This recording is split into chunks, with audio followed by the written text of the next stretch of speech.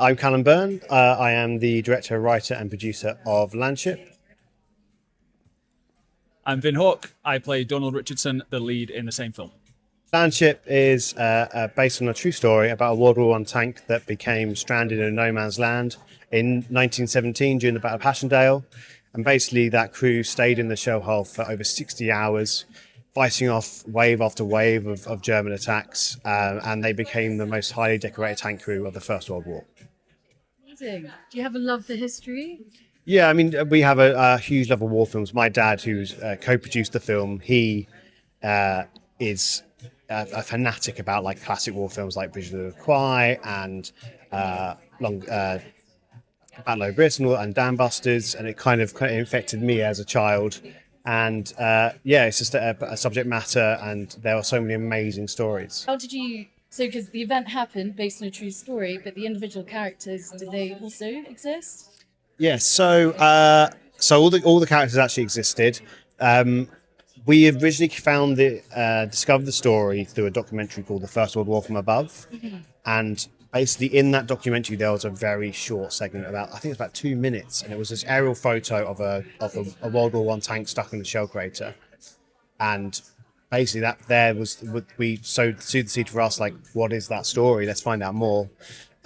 We did finally get diaries. There are some accounts, but not very much. But literally 2 weeks before we started filming, a diary was discovered of Captain Richardson's, which was literally 2 weeks before, and it was actually amazing how close in some elements our script and story was. But yeah, there's actually very little information. I mean, up until 10 years ago, the names of the crews were incorrect. They didn't know. Yeah. Did you get hold of this diary? Yeah, we did. We have a copy of it. What was the most poignant thing was the ending of the film, where Richardson is left alone in the tank, was literally a mirror image to the diary. We had an idea. You wrote. This was written months in advance, and we'd already made a short film 10 years before. But we knew the beats of history, but not the actual people themselves.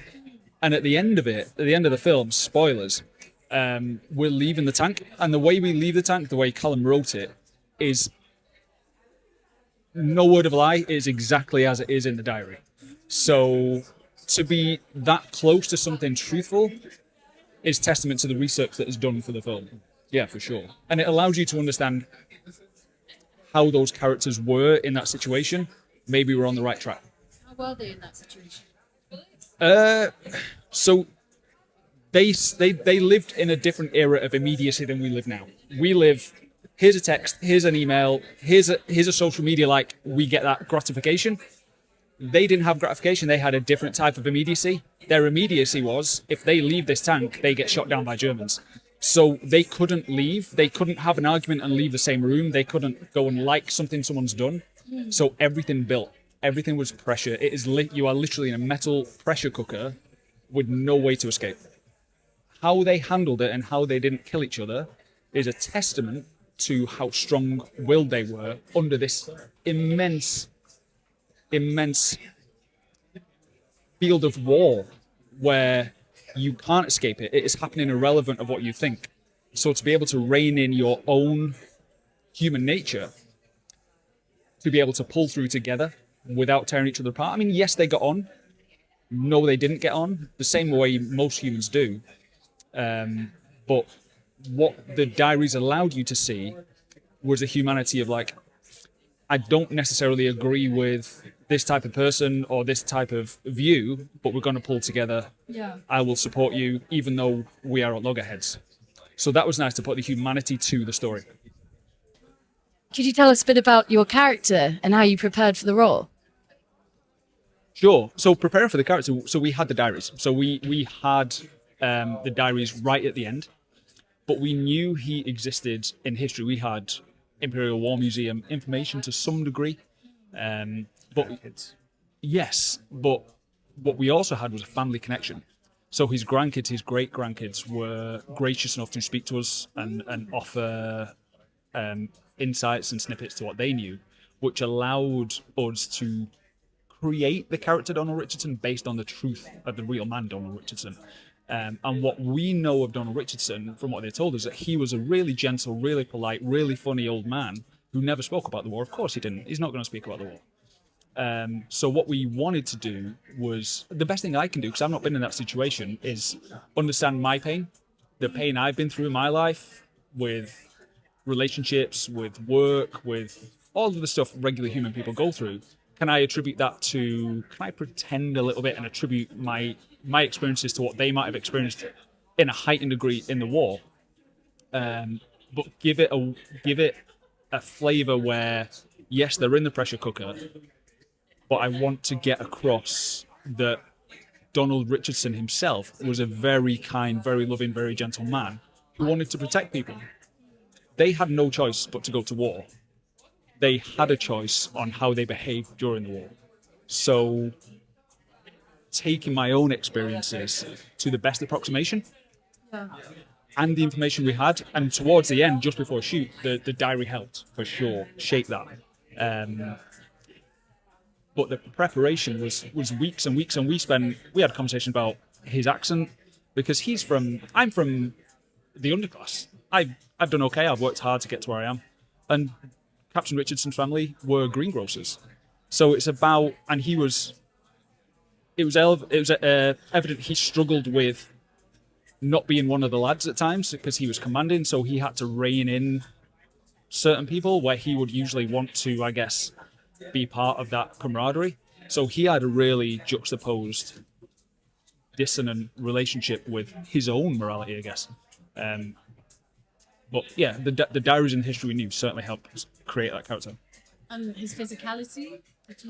It's interesting.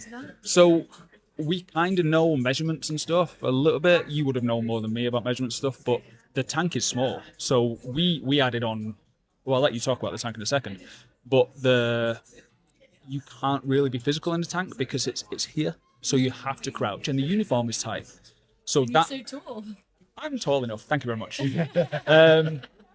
I just made it to 6 foot. Just depends on the heels I'm wearing. But because the uniform is tight and the tank is cramped, that absolutely affects your physicality for sure. But he would be a military man, so I would proud chest it to some degree. Yeah. There are scenes in the film where we're outside of the tank, so it's about understanding. What I liked about the research for it was it isn't modern military, so they would hold the weapon differently. The weapon would be weighted differently. What you could see and the unevenness of the ground certainly affected how you were physically. Yeah. A big thing with the physicality is for Richardson especially, is because it's such a confined space and they have very little, they can't stand up. Is that obviously he would want to present himself in a very officer way, but he can't. He's trapped. Yeah. So he can't kind of pose himself in a way that he necessarily wants to be posed.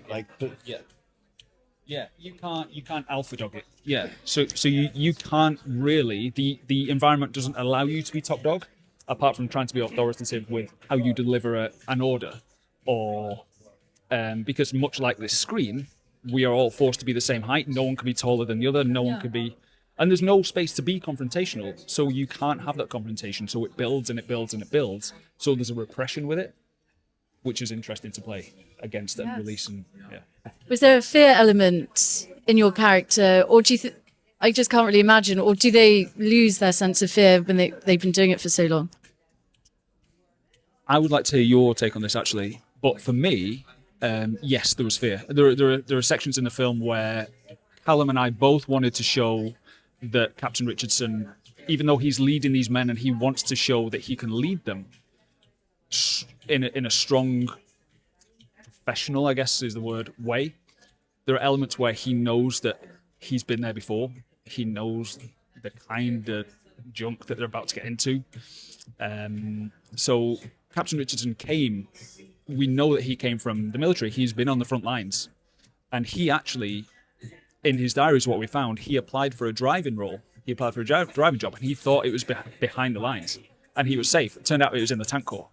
So he knows that we're probably not going to survive this. He knows that the tanks are great, but they're not perfect, and they might get bogged down, and he knows how many tanks get shelled, and he's effectively leading these men to his death, to their deaths, and his own death.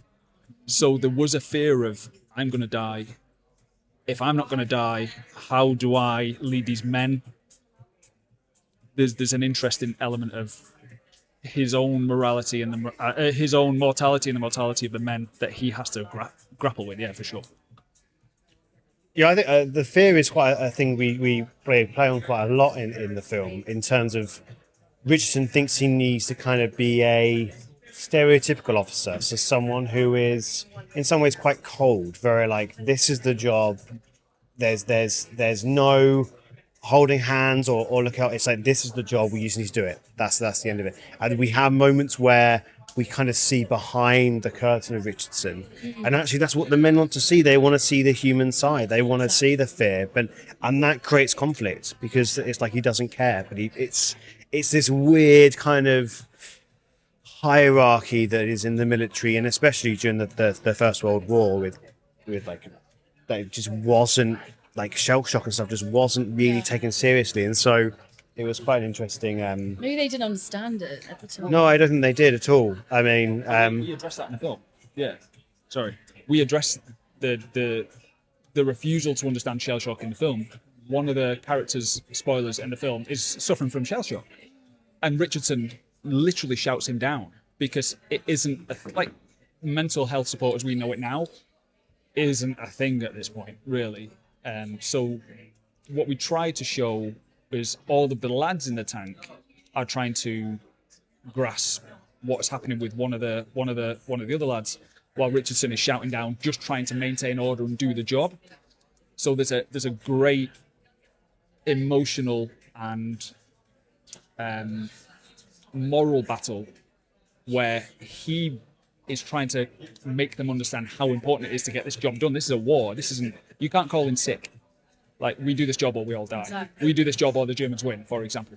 And they're trying to drag him down to just be a human being, please, because that's what they need. I think Kitchener said, it might have been Kitchener. I may be misquoting history here, and I don't think it was Kitchener. It might have been. It was World War II, actually, so it wasn't Kitchener. He said, I think it was Montgomery. Said, just give my boys. This is a total either misquote or total paraphrase. Give my boys letters from home and a cup of tea, and they'll win the war for me. It was something along those lines, and I think that's what Richardson struggled with, certainly at the start, and he began to understand that as the war, as this film goes on. Yeah. Can you tell us about the tank here? the tank, yeah. I mean, The tank.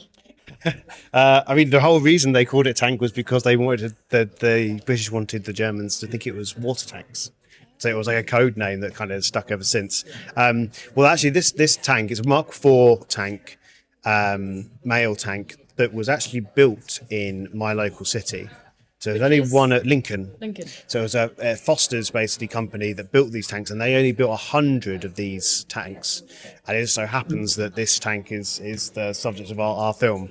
In terms of the set, I mean, we couldn't use a real tank. It was they're very hard to come by, and you just couldn't shoot in them because they are 5 foot tall, and everyone will be stooped, and with the actors and camera crew and sound in there, it'd be impossible.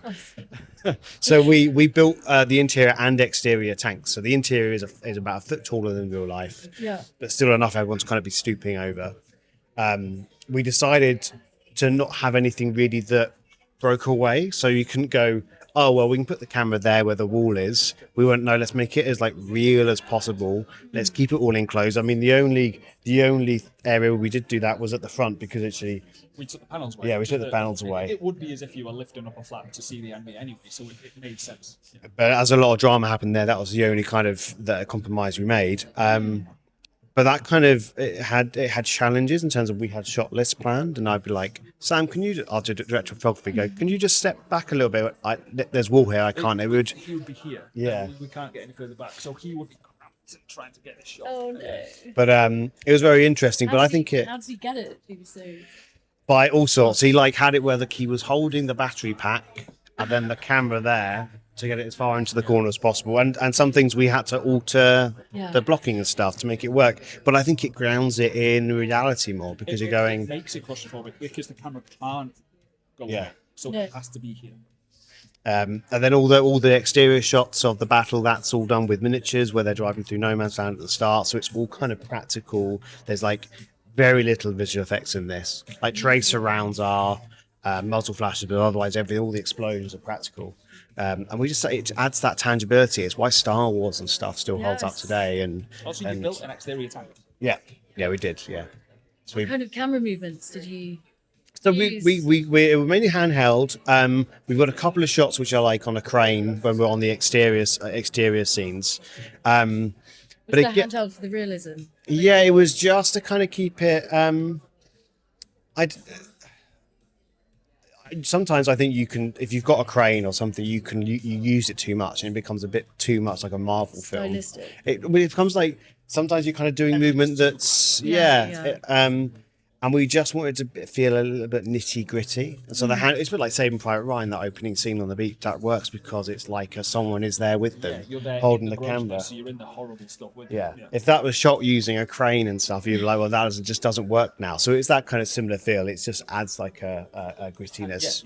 A very hard, long process. Shout out to Ben Thatcher, our sound designer. He did a phenomenal job. I mean, I think it was 9 months work he spent on that. It was a long old, So, Are there particular sounds that you focused on?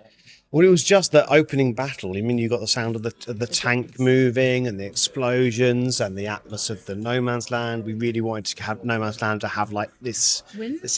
wind, and also score. We kind of used the score to kind of create a character for No Man's Land.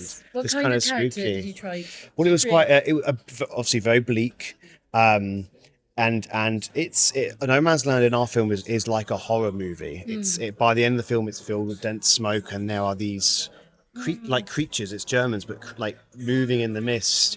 And so we wanted to kind of build that dread with No Man's Land, and so he used the score and sound design to kind of create that feeling. Wow. Interlaced together. Yeah, I mean, literally, there are moments where you kind of go, "Is that sound design or is that music?" It's kind of becomes part of the same thing in certain scenes. Others we kind of searched. We did a spotlight Yes. casting call. I think we had about 5,000 applicants for about 4 roles, so it was a long couple of months going through all of those people. But yeah, How I did mean, you know when you knew? it's just a weird thing. It is. You meet someone, and sometimes it's just they just encapsulate the character immediately. They just get it. I mean, everyone was really good. That's the thing. By the time you actually sat in front of someone, you know that they can act. It's more about if you can get along with them and how they take direction. I think is a big thing. If sometimes people come in, and it's like, no, this is how I'm doing it, and you need to be able to like completely change. Totally. Listen to the director. Yeah. Needs to be malleable. Yeah, 100%. I'm just going to add something for all the other actors out there, from me to you. Yes. Come in, be yourself. If Callum's casting you, don't worry about don't try and match what Callum wants. Have an idea, bring it, but be open to what the director wants from you. Yeah. That's the biggest thing.